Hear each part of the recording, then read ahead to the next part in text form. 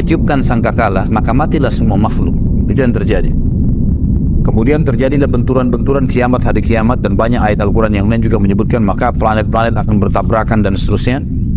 Kemudian pada saat itu manusia akan dibangkitkan dengan tiupan sangkakala yang kedua, dan turunlah hujan, gerimis tadi lalu membuat mereka bangkit. Nah, pada saat mereka bangkit ada hadis Nabi SAW yang berbunyi, riwayat Bukhari. Kata Nabi SAW, semua laki-laki akan dibangkitkan seperti ayahnya Adam, 60 siku ke langit, 27,5 meter. Dan semua perempuan seperti Hawa, istrinya, ibu kita, alaihi salatu wassalam, kemudian 40 siku ke langit, 17,5 meter. Lalu kemudian dibangkitkan tanpa baju, tanpa khitan, dan tanpa alas kaki. Lalu keluar dalam riwayat Bukhari yang lain berbunyi, Aisyah berkata, ya Rasulullah, ya, bukankah mereka bisa saling lihat-melihat? Kata Nabi SAW, bukan, hari itu bukan seperti yang kau bayangkan wahai Aisyah. Dibangkitkanlah mereka. Lalu ada riwayat lain menjelaskan, kata Nabi SAW, riwayat Imam Ahmad, bahwasanya akan setiap Nabi akan berdiri dan diikuti oleh umatnya di belakang. Setiap Nabi akan berdiri dan diikuti oleh umatnya di belakang, gitu kan? Jadi nanti misalnya pengikut Nabi Isa, pengikut Nabi ini. Dan kata Nabi SAW, akan ada Nabi pun dibangkitkan sendirian, karena nggak ada yang ikut dengan dia. Kan dalam sebuah riwayat yang sahih, riwayat Hakim, berbunyi kata Nabi SAW, waktu ditanya tentang jumlah para Nabi, beliau mengatakan, jumlah Nabi 120.000, diantaranya 313 Rasul. Yang diceritakan kepada kita berapa? 25 Nabi dan Rasul. Jadi masih banyak. Dari Rasul saja yang 313, kita cuma dapat 25, itu pun masih ada Nabi diantaranya, bukan semua Rasul. Ini jumlahnya 120.000, jadi masih banyak kita belum tahu kisahnya. Nah, sudah kita jelaskan di pasal masalah iman kepada para Nabi dan Rasul. Baik, mereka akan dibangkitkan di belakang Nabi-Nabi mereka. Kemudian para Nabi-Nabi diberikan naungan oleh Allah Subhanahu Wa Taala. Lalu manusia akan tenggelam sesuai dengan kadar keringatnya masing-masing. Ini semua apa yang saya sampaikan teman-teman akan ada dalil saya sebutkan ya. Jadi semua akan ada dalil, karena ini rentetannya bahasan kita malam ini akan kita hubungkan dengan buku yang lain nanti. Kita akan bahas tentang surga dan neraka. Judulnya Rasulullah SAW cerita surga dan neraka. Nanti akan saya bawakan bukunya insya Allah. Itu akan kita pelajari untuk melengkapkan bahasan kita. Karena Syekh Abu Bakar rahimahullah menjelaskan di sini hanya secara global tentang kiamat itu benar terjadi. Lalu itu di pasal ke-10, pasal ke-11 tentang surga dan neraka. Tentang kuburan, nikmat dan siksa kubur. Hanya itu saja. Setelahnya langsung pindah ke masalah bahasan lain. Sudah tidak masuk lagi ke masalah kiamat, padahal masih ada rangkaian surga dan neraka. Makanya kita datangkan buku lain pelengkapnya. Nanti insya Allah saya akan perlihatkan. Baik. Setelah itu teman-teman sekalian, semua manusia akan tenggelam dengan kadar keringatnya. Dan di buku itu nanti akan panjang lebar dari dalilnya semua. Riwayat-riwayatnya hadisnya lebih panjang daripada apa yang kita bahas sekarang. Kemudian pada saat itu manusia karena jenuh, maka ada di antara mereka yang datang kepada Adam alaihissalam. Dan mereka mengatakan, wahai Adam, engkau ayah kami, engkau manusia pertama diciptakan. Lalu dipuji-pujilah Adam alaihissalam. Lalu mereka mengatakan, mintalah kepada Allah agar Allah datang mengadili kami. Karena Allah waktu itu lagi marah, murka, sebagaimana akan disebutkan nanti. Ya? Kata, datanglah agar Allah datang menghakimi kami ke surga atau ke neraka. Karena jenuhnya manusia pada saat itu, maka mereka berharap ke neraka pun dia, padahal neraka mereka belum tahu, lebih pedih daripada itu. Maka Adam alaihissalam berkata, saya tidak mampu, saya tidak bisa. Karena hari ini Tuhanku murka, belum pernah murka sebelumnya. Dari dosa-dosanya banyaknya dosa-dosa yang terjadi, gitu kan? Maka saya tidak bisa memberikan apa-apa, nafsi, diriku sendiri, pergilah kepada Idris, Nabi yang kedua. Datang kepada Idris. Idris mengatakan juga sama, nafsi, saya nggak bisa. Pergilah kepada Hud, kepada Saleh, kepada Syuaib, dan seterusnya. Sampai tiba kepada Isa alaihissalam. Dan hampir semua Nabi ini menyebutkan kesalahan yang pernah terjadi. Lalu mereka mengatakan, saya tidak berani, cobalah ke fulan, sampai akhirnya tiba ke Isa alaihissalam. Dan kata Nabi SAW, Isa tidak menyebutkan kesalahannya alaihissalam. Dan kemudian dia pun mengatakan, cobalah ke Muhammad. Dan beliau mengatakan, apakah kalian tahu nanti bagaimana orang hari kiamat mengetahui, mengenalku siapa aku? Sehingga aku adalah pimpinan anak Adam. Maka para sahabat diam. Kata Nabi SAW, seperti inilah. Mereka akan datang kepadaku nanti dan mereka akan mengatakan, wahai Muhammad. Dan waktu itu suara orang terdengar seluruh mahsyar. Dengan kuasa Allah, orang semua akan dengar di mahsyar. Walaupun tidak ada mic, tidak ada apa, semua terdengar. Dengan kuasa Allah. Maka mereka mengatakan, wahai Muhammad, engkaulah Nabi terakhir. Dengan mula risalah ditutup kenabian dan engkau diutus untuk seluruh alam semesta. Jadi semua manusia yang belum pernah ketemu beliau pun mendengar, oh ternyata ini orangnya nih. Nabi Muhammad SAW, Nabi terakhir ini nih orangnya. Gitu. Maka mereka puji-puji lalu mereka mengatakan, hai Muhammad, mintalah kepada Allah ya agar datang menghakimi kami. Kata Nabi SAW, ana lahu, saya pemiliknya. Lalu saya pun menuju ke singgasananya Allah, ke arsy-Nya Allah, kemudian saya sujud, ya. Dan Allah yang maha tinggi dan maha pemurah Azza wa Jalla membukakan kepadaku puji-pujian, hamd, ya, yang tidak pernah dibukakan untuk orang sebelum aku. Lalu aku pun sujud, Allahu a'lam berapa lama, kata Nabi SAW. Beliau sendiri tidak tahu. Beliau cuma mengatakan, aku sujud sampai terdengar Allah Azza wa Jalla berkata, ya Muhammad irfa' ra'sak washfa' tushfa'. Hai Muhammad, angkat kepalamu, berikanlah syafaat, kau akan diterima syafaatmu. Maka Nabi SAW di situ mengeluarkan dua syafaat. Syafaat ammah, syafaat khassa. Syafaat ammah ini syafaat umum, agar Allah datang, syafaat akhirnya pertolongan, ya. Pertolongan umum untuk semua manusia, makhluk, agar Allah datang mengadili. Syafaat yang khusus diberikan untuk orang beriman. Dan pada hari kiamat teman-teman semua dibangkitkan. Dari manusia, dari jin, dari hewan-hewan, dari tumbuh-tumbuhan, dari batu. Apa semua dikeluarkan sama Allah kembali. Dari mana dalilnya? Hadis tentang masalah sholat. Yang kata Nabi SAW, kalau seorang di antara kalian sholat di sebuah tempat, maka akan jadi saksi hari kiamat. Ini ulama mengatakan bukti bahwasanya akan keluar. Dibangkitkan, dikeluarkan oleh Allah SWT. Kemudian ada hadis Nabi SAW juga yang berbunyi, disebutkan juga oleh Ibnu Katsir dalam tafsirnya tentang masalah ini. Nanti Allah SWT akan membangkitkan hewan-hewan dan Allah akan menghakimi dua domba yang saling tanduk. Kenapa yang satu menanduk yang lainnya? Dengan kemaadilannya, gitu kan. Tapi tentu teman-teman tidak usah ditanya hewan-hewan nanti kemana, Allahu a'lam, nggak ada dalilnya. Ya. Yang penting antum selamat. Gak usah tanya macam-macam, gitu kan. Itu intinya. Tapi memang ada hadis menjelaskan ada unta yang menanduk, ditanya oleh Allah kenapa dia menanduk, gitu kan. Saking keadilan Allah SWT menyebar di mana-mana. Baik. Kemudian pada saat itu Allah SWT menghakimi manusia. Didatangkanlah timbangan, dan timbangan ini memiliki lisan. Di dalam hadis dikatakan memiliki lisan yang akan memuji orang beriman dan akan menghardik orang-orang yang kafir, gitu ya. Ditimbanglah amal, dan timbangan tersebut datang dengan neraca keadilan. Neraca keadilan. Tidak akan pernah bisa menimbang, tidak akan menimbang kecuali amal. Sampai-sampai kata Nabi SAW akan datang seseorang yang badannya besar. Bayangkan kalau tinggi kita pada saat itu 60 siku ke langit. 27,5 meter. Dan Adam alaihissalam itu tingginya 27,5 meter, lebarnya itu 67 meter kurang lebih. Itu luar biasa. Semua manusia akan begitu, laki-laki. Ada seseorang, kata Nabi SAW, badannya besar, loncat ke timbangan amalnya untuk memberatkan dan tidak bertambah sedikit pun. Dan tambah cuma amal solehnya. Tidak ada gunanya dia loncat situ pun tidak akan bermanfaat. Ditimbanglah amal tersebut. Orang-orang yang memang lolos adalah orang-orang yang disendirikan oleh Allah Subhanahu wa Ta'ala. Kemudian orang-orang yang masuk neraka juga dimasukkan neraka, tinggal ditimbang adalah orang-orang yang beriman yang punya dosa. Baik, sementara tunggu di mahsyar tadi ada yang saya lupa, ada 7 golongan yang didaungi oleh Allah pada saat itu, tidak kena panasnya matahari. Yang pertama imam yang adil, ya, pemimpin yang adil. Ini selalu berbuat baik. Banyak ulama mengatakan di antara contoh Umar bin Khattab, ya, Abu Bakar, Utsman, Ali dan seterusnya yang datang setelah mereka memiliki keadilan. Sampai hari kiamat berlaku tentunya siapapun orang muslim yang memiliki keadilan dalam pemimpin. Yang kedua adalah seseorang yang hatinya terikat dengan masjid. Kata sebagian ulama hadis yang dimaksud adalah antara azan dan azan. Dia sibuk dengan itu. Azan ke masjid, pokoknya terikat diri dengan masjid. Rajulun mu'allaqun qalbu bil masajid namanya. Kemudian yang ketiga adalah dua orang yang saling mencintai karena Allah, berkumpul karenanya, berpisah karenanya. Jadi disunnahkan teman-teman sekalian kita saling mencintai karena Allah. Antum cari siapa di antara sesama jenis, laki-laki dan laki-laki, perempuan dan perempuan, dia menyukai saudara muslim karena ibadahnya, karena luar biasa ibadah sholat malamnya, majelis ilmunya, segala macam. Dia datang dan sunnah mengatakan saya mencintai kamu karena Allah. Lalu dijadikan sebagai sahabatnya yang selalu dia komunikasi setiap hari. Jadikan partner dimanapun dia pergi. Ini sunnah Nabi SAW. Makanya waktu beliau datang ke Madinah, beliau membangun asas negara ada 3. Ya. Pertama bangun masjid Kuba dan Masjid Nabawi sebagai basis. Maka setiap orang yang mau membangun sebuah komunitas muslim harus ada masjidnya dulu.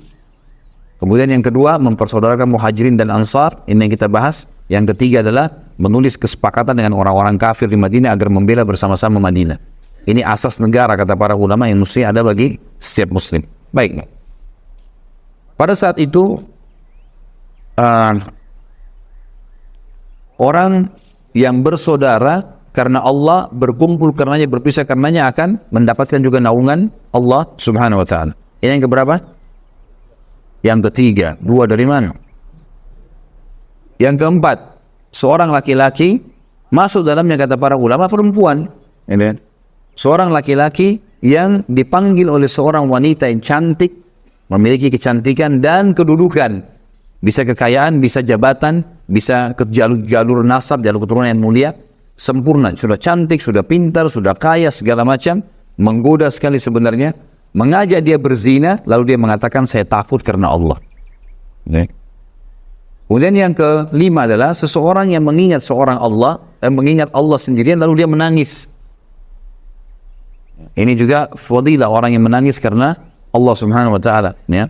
Maka dalam hadis lain dikatakan tidak akan tersentuh api neraka dua mata yang dia menangis karena Allah. Jadi dia lagi sholat malam, dia ingat dosanya, dia bertobat sama Allah, dia ingin masuk surga, minta surga, dia ingin minta diberkahi, minta diselamatkan dan seterusnya. Ini adalah orang-orang yang jelas masuk di sini. Ya. Kemudian yang keenam adalah orang yang berinfak dengan infak atau sedekah yang dia keluarkan dengan tangan kanannya sampai tangan kirinya tidak tahu. Tentu kata ulama hadis ini dimaksud ya, kinayah, dalam arti kata tangan kanan, tangan kiri. Kalau kita keluarin ini, saya kasih marwan air, tetap aja tangan kiri ada di sebelah saya.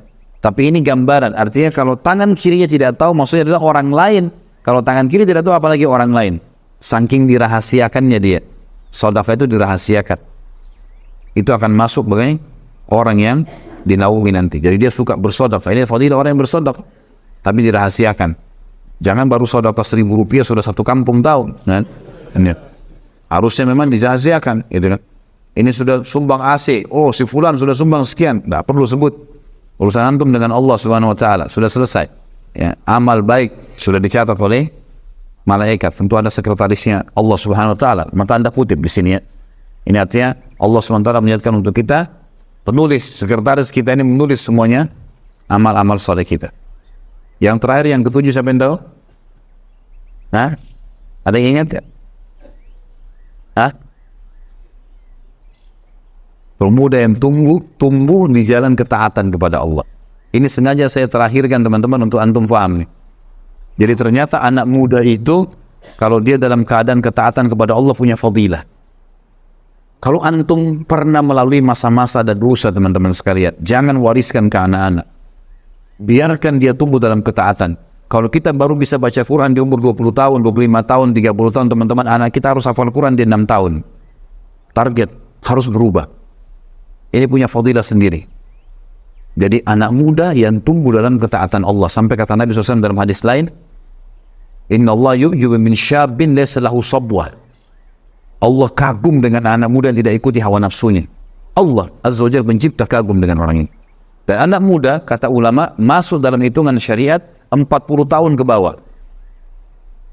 Ada sebagian menyebutkan 50 tahun ke bawah, itu masuk semuanya dianggap anak muda. Masih muda, di kalangan muda gitu. Makanya para nabi-nabi dinobatkan menjadi nabi umur berapa? 40 tahun gitu kan. Puncak-puncaknya Nabi SAW mendapatkan kemenangan di umur 50 sampai 60 tahun. Karena fase kemenangan di mana? Di Madinah, 10 tahun terakhir. Nabi SAW meninggal umur 63 tahun kan. Jadi kalau kita mundur 10 tahun berarti umur 53 tahun tuh fase keemasan. Sampai 63 tahun beliau meninggal dunia. Kalau dalam ilmu tarbiyah disebutkan bahwasanya kejiwaan maksudnya, ya, tapi di dalam agama, pandangan agama ya, itu dibagi fase-fase semangatnya orang per 20 tahun. 20 tahun pertama itu puncaknya fase keemasan. Di situ orang mau punya prestasi. Umur 20 tahun kedua berarti 40 tahun. Itu fase di mana orang mengejar sebuah prestasi. Apa ini? Saya harus jadi apa? Yang ketiga fase 60 tahun. 20 tahun yang ketiga. Ini puncak-puncaknya juga orang mengejar. Biasanya umur-umur 60 tahun itu kalau orang biasa di akademik, dia berusaha mengejar prestasi tertentu. Karya tulis kah, gelar profesor kah, apalah ya. Seperti itulah ya. Jadi dia ingin punya prestasi tertentu. Yang jelas teman-teman sekalian, di sini yang terakhir adalah anak muda. Dan bersyukurlah kita karena ada pendapat ulama yang mengatakan 50 tahun ke bawah. masih dihitung. Berarti dengan kita menjaga ketaatan pada Allah di umur-umur kita sekarang, insya Allah kita termasuk di dalamnya, gitu kan? Maka ini poin penting teman-teman sekalian. 7 orang ini dapat naungan Allah, di mana naungan tidak ada naungan kecuali naungan Allah pada saat itu. Baik, kita masuk ke masalah timbangan amal. Ditimbanglah amal-amal orang, timbanglah amal-amal orang, dan yang akan ditimbang hanya amal baik dan amal buruk, ya. Yang sempat kita taubat darinya tidak ada timbangan tentunya, tapi tetap tercatat di buku amal kita. Orang pernah zina, orang pernah dusta, dia tahu ini pada saat ini, supaya ada bukti bahwasanya malaikat memang mencatatnya. Dan makanya Allah SWT pada saat mengatakan, "A'udzubillahi minasyaitonir rajim, ma yalfidu min qaulin illa ladayhi raqibun atid." Tidak ada satu huruf pun yang lewat dari mulut mereka, perbuatan mereka, kecuali akan dicatat oleh raqib dan raqibun atid. Raqib atid ini ada yang mengatakan adalah istilah bagi pengawasan, gitu kan? Ada juga yang mengatakan nama malaikat, tapi ini istilah bagi pengawasan, gitu. Baik, ini menandakan bahwasanya semua akan tercatat, semua akan tercatat. Tapi yang ditimbang nanti sebagai dosa adalah yang tidak sempat dia taubat. Makanya Nabi SAW mengatakan, saya bertobat kepada Allah sehari 70 sampai 100 kali. Kata sebagian ulama hadis, kalau orang bertobat kepada Allah sehari 100 kali, kalau Allah dengan kemahamurahannya mau memaafkan satu taubat, satu istighfar itu satu dosa, maka 100 dosa kita bersih. Dan umumnya manusia tidak mengerjakan 100 dosa dalam sehari. Ini pendapat tentunya, ya, pendapat. Maka ini kemuliaan, artinya alhamdulillah Allah mudahkan kita mendapatkan kemudahan-kemudahan memahami seperti ini. Baik, kemudian setelah itu, setelah di timbangan amal, kalau yang lebih berat walaupun sedikit amalnya, maka akan mendapatkan kelolosan pahala, maksudnya lolos masuk surga. Baik, ada sebuah hukum di sini. Kalau seandainya seseorang ditimbang amalnya hari kiamat, lalu dia sudah lolos, ini ulama mengatakan orang yang sudah lolos dari timbangan amalnya, dia akan diberikan kesempatan memberikan syafaat. Ini dimaksud dengan syafaat mukminin, syafaat orang-orang beriman. Kapan mereka memberikan syafaat? Pada saat timbangan amalnya sudah lolos. Jadi misal seseorang punya 200 pahala, dia punya anggaplah 2000 pahala, dia punya dosa 1000. Sekarang otomatis 2000 dengan 1000 lolos kan? Dia punya berapa lebih? 1000 lebih. Nah, sebagian ulama, saya bilang di sini sebagian, mereka mengatakan bahwasanya orang ini bisa memberikan syafaat 1000 pahala kepada orang yang dia suka. Saudaranya kah, kerabatnya kah, mungkin ada lagi timbang amal butuh 900 dikasih sama dia. Tapi bukan berarti pahalanya dikasih, ya. Enggak. Allah dengan kemahamurahannya, karena dia punya lebih 1000, dia boleh memberikan nilai 1000 kepada orang, tapi tidak dikurangi pahala dia. Bukan ini yang dikasih ke dia, saudara. Karena ini nanti akan menentukan derajat di surga. Kita masuk surga dengan rahmat Allah, tapi menentukan derajat di surga adalah amal-amal kita, kan. Jadi nilainya, kita ada lebih 1000, Allah kasih. Nah, karena kau punya lebih 1000, kau boleh tolong orang 1000. Silakan. 1000 pahala juga. Punya 10.000 ya 10.000. Punya 100.000 ya 100.000. Punya 1.000.000 ya 1.000.000. Sampai kata Nabi SAW, akan datang nanti seseorang hari kiamat memberikan syafaat sampai seperti satu suku Mudar. Suku Mudar ini suku induknya orang-orang Arab. Jumlahnya jutaan orang di bawahnya. Nanti ada satu orang, kata Nabi SAW, hari kiamat, ya, akan memberikan syafaat sampai seperti suku Mudar. Saking banyaknya pahalanya dia, ditimbang dosanya sedikit, lolos. Maka dia akan berikan syafaat, si fulan kasih sekian, si fulan kasih sekian, si fulan lolos. Itu juga akan kita ulangi nanti riwayatnya insya Allah pada saat bahas tentang buku Rasulullah SAW cerita surga neraka. Berikut riwayat-riwayatnya di buku mana, siapa yang riwayatkan, nomor hadisnya dan seterusnya. Baik, pada saat itu diberikanlah syafaat-syafaat, pertolongan-pertolongan, dan tidak akan masuk neraka kecuali orang yang betul-betul luar biasa. Beberapa kejadian besar di timbangan adalah diantaranya ada namanya hadis bitaqah dalam hadis Bukhari. Hadis kartu. Kartu di sini maksudnya adalah bitaqah, bahasa Arab orang bilang kartu, seperti kotak kartu dan seterusnya. Kata Nabi SAW, nanti akan datang seseorang membawa pahala bergulung, membawa dosa bergulung-gulung. Dosanya banyak sekali. Waktu ditimbang amal solehnya langsung kalah. Lebih berat dosanya. Dia sudah tahu dia akan masuk neraka. Dosanya banyak sekali. Gak mungkin selamat sudah. Lebih berat dosanya daripada pahalanya. Maka kata Nabi SAW, Allah berfirman kepada dia, berkata kepada hambanya ini, karena ada hadis yang berbunyi, pada saat kita ditimbang amal teman-teman sekalian, kata Nabi SAW dalam hadis sahih, Tidak ada seorang pun di antara kalian kecuali dia akan berbicara dengan Tuhannya berdua tanpa ada penterjemah. Allah akan bilang, kamu begini, kamu begini, kamu begini. Dengan seluruh bahasa. Allah yang ciptakan semua bahasa. Maka akan diajak ngomong berdua oleh Allah SWT. Kamu begini, kamu begini. Nanti akan datang orang dosanya banyak sekali. Dan ini disurati karena memang hadisnya mulia. Memberikan berita gembira bagi orang yang beriman gitu kan. Maka kata Allah SWT, apakah ada amal kamu yang bisa mengalahkan dosamu sebanyak ini? Tadi ya Allah, amal apa lagi? Setelah ini semua, nggak ada lagi amal. Ini apa sudah ditimbang? Ini. Kata Allah SWT, coba ingat-ingat. Dia bilang tidak ada ya Allah, sudah nggak ada. Lalu dikeluarkanlah bitaqah itu. Kotak atau kartu tadi. Tertulis, La ilaha illallah. Tidak Tuhan yang berhak disembah kecuali Allah, yang dia ikhlas menjaga. Sebagian ulama mengatakan orang ini tidak buat syirik. Tetap dia ahli tauhid, mempertahankan keesaan Allah, tapi dia punya dosa-dosa lain. Mungkin dia berzina, mungkin dia dusta, mungkin. Tapi ini tauhidnya nggak tercoreng. Karena kalau syirik tidak masuk dalam hadis ini. Terbukti dalam surah An-Nisa Allah mengatakan, A'udzubillahi minasyaitonir innallaha la yaghfiru an yushraka bih wa yaghfiru ma duna dzalika liman yasha'. Allah tidak akan mengampuni orang yang berbuat syirik, tapi Allah mengampuni dosa selain daripada syirik. Nah, berarti ini tidak masuk di sini syirik. Berarti dia kata ulama hadis dia adalah muwahhid. Orang ini memang mengesahkan Allah. Tidak pernah kedukun, tidak pernah minta-minta penghiburan, tidak pernah segala macam. Ini syirik nggak ada. Dia betul-betul murni dosa, tapi dosa yang dia akui sebagai kesalahan. Maka didatangkanlah bitaqah tersebut, lalu ditimbang di timbangan pahalanya, tiba-tiba menjadi lebih berat daripada dosanya, dan semua dosanya akan terlempar. Maka lolos dan dia masuk ke dalam surga. Maka dalam sebuah hadis Bukhari Muslim juga pernah Nabi SAW lagi duduk di dalam sebuah kebun, kemudian datang sahabat Nabi Abu Musa al-Asy'ari lalu mengatakan, ya Rasulullah, gitu kan, saya datang untuk menjaga anda. Kata Nabi SAW, telah sampai kepada saya berita, Allah mengatakan, ya, siapapun yang di dalam hatinya sebesar biji sawi, siapa yang mengucapkan la ilaha illallah tulus dari hatinya, dia pasti masuk surga. Maknanya adalah, kalau dia masih punya dosa pun, kemudian dia masuk neraka dulu, tetap akan masuk surga. Nanti kita bahas masalah syafaat. Kalau kita bahas surga dan neraka, nanti akan ada orang-orang yang sudah belang-belang di neraka, sudah bolong, sudah hangus, keluar asap, dikeluarkan oleh orang-orang mukmin dan Nabi SAW dari neraka. Kemudian mereka akan dicemplungkan di sungai-sungai yang berada di pintu gerbang surga, lalu mereka tumbuh seperti tumbuhnya tanaman yang masih baru tumbuh, masih lemah sekali. Dan para ahli surga menyemproti mereka dengan, menyirami mereka dengan air-air itu. Nanti akan kita bahas insya Allah masalah surga neraka, masalah itu akan keluar mereka. Maka kata Abu Musa al-Asy'ari, Rasulullah, apakah boleh saya sebarin ke orang-orang ini? Kata Nabi SAW, kalau kau sebarin berarti mereka akan bergantung dengan itu. Jadi maknanya di sini memang mentauhidkan Allah penting kan, la ilaha illallah itu kalimat tauhid kan, pengesahan. Tidak ada sekutu bagi Allah, tidak ada Tuhan yang berhak disembah kecuali Allah.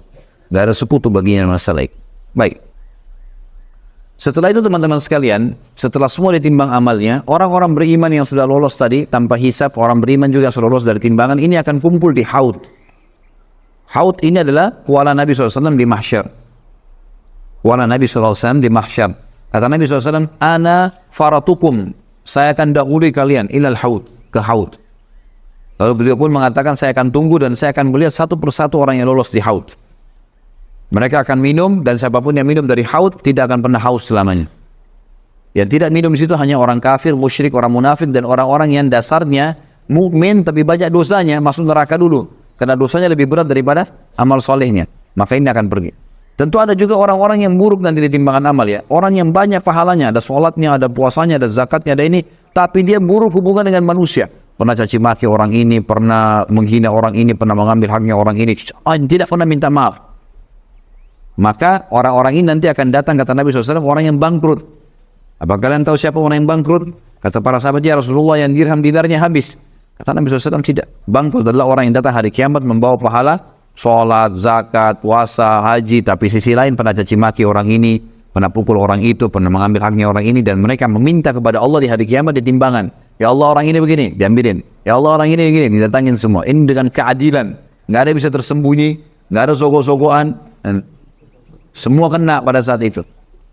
Kalau habis pahalanya karena orang nuntut, masih ada yang nuntut, diambil dosa-dosa orang yang menuntut, diberikan kepada dia. Maka itu adalah orang yang bangkrut sebenarnya.